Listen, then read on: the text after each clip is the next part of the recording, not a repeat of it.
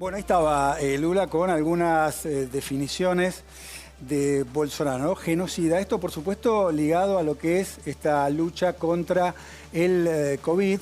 524.000 muertos en Brasil. 524.000 muertos, alguien que ha definido al COVID como una gripeciña. No, ¿te acordás cuando le detectaron COVID? Yo no me voy a olvidar nunca la imagen. Estábamos todos aterrados porque se sabía poco del virus en ese momento, pero ya sabíamos que había que tener distanciamiento, que tenías que estar aislado.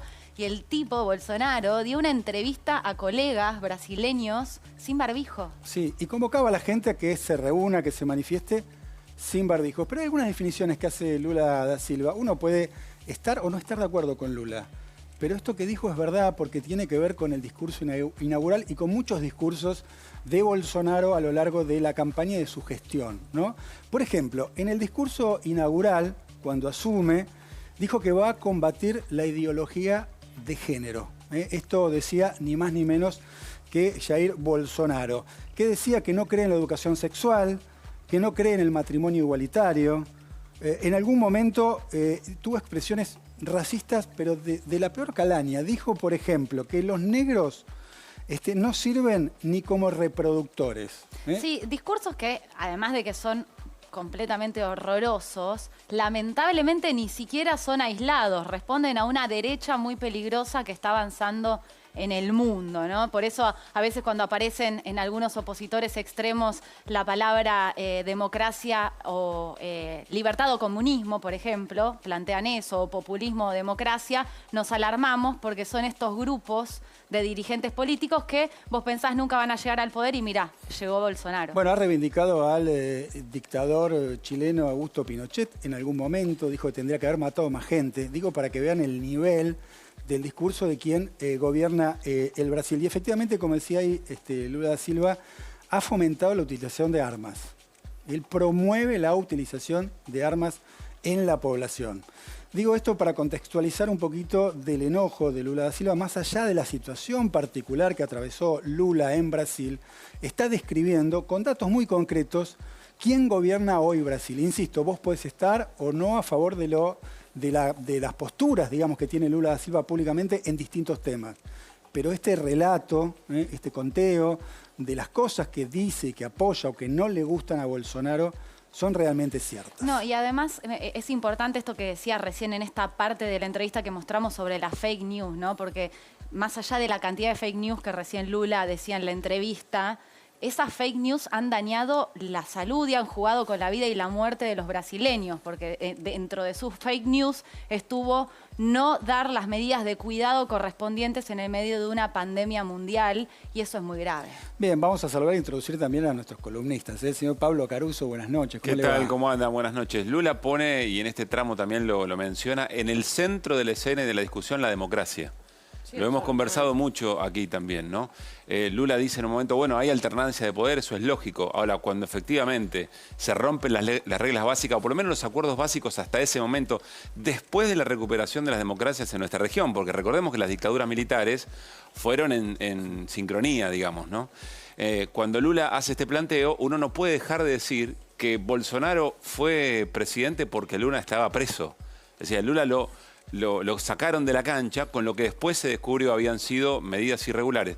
Y si vos pensás yo igual eso... hablaría de calidad de la democracia, no de la democracia en juego, porque me parece que son cosas diferentes. Yo no tengo ninguna duda, tampoco no tengo ninguna duda que la democracia... Varas, ¿no? Si vos rompés... no hablamos de Nicaragua, no hablamos de Venezuela... Pero pará, ¿por qué metés Nicaragua? Venezuela estamos hablando de Brasil. No, porque hay doble vara con estos discursos. No, pero no, yo creo que no hay que tener miedo, no hay que tener miedo a decir que la democracia en nuestra región está en riesgo. Y estas cuestiones las socavan por adentro.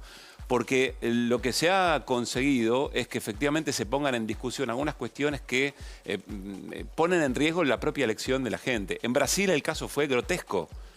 Pero Bolsonaro una cosa es hablar de la baja calidad de las Mario. instituciones dentro del marco de la democracia y otra cosa es hablar de una dictadura. Pero no, yo no dije dictadura. Bueno, yo está dije... en riesgo la democracia. Y sí, ¿y cómo llamás vos a una escena en la que el tipo que más votos tenía y que iba a ganar la elección lo meten en cana de manera irregular y gana alguien como Bolsonaro? Una democracia ¿Cómo lo llamás? con mala calidad en las No, pero instituciones. no hay democracia porque la gente no puede elegir, no puede, le sacan la posibilidad. Repasemos de nuevo los conceptos de ciencia política de la democracia. Lo ponen en el centro de la escena y yo acá digo, no hay que ver solo la foto de este momento de Brasil, hay que ver toda la película, de dónde se viene, de qué procesos se vienen, y también tener una toma muy amplia, porque lo que pasa en Brasil, aunque sea de distinta manera, pasa en toda la región.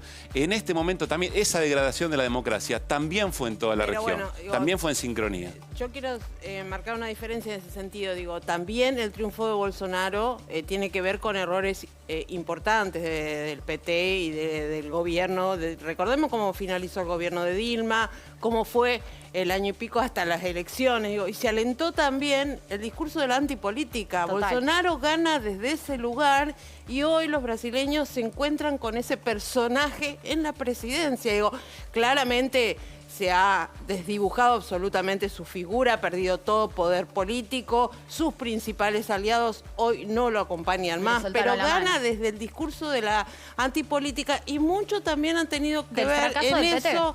Errores importantes del PT. No, yo no puedo decir fracaso, pero sí ha habido errores importantes del PT que han habilitado ese discurso y los brasileños lo compraron. Yo pienso lo contrario. Yo pienso que aún con los errores, las experiencias de gobiernos populares de los últimos tiempos, reformistas, revolucionarios, progresistas, llámale como quieras, lo que hicieron bien es lo que alteró a la derecha de tal manera que se animaron a romper pactos básicos democráticos.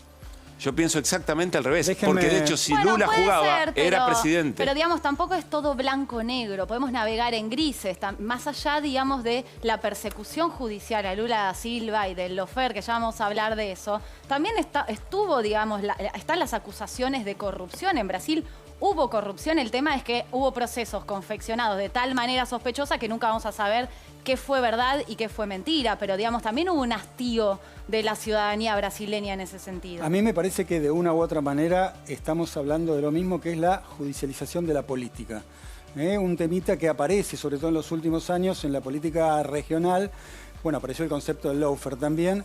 Hay que ver si ese es el caso de Brasil. Claramente la detención de Lula fue de manera irregular. Recordemos, para aquellos que no lo recuerdan o no les viene a la memoria lo que ha pasado, lo han denunciado por un soborno, por haber recibido un departamento como parte de un acuerdo con compañías petroleras en el marco de la investigación de lo que se conoció como el Lava Jato.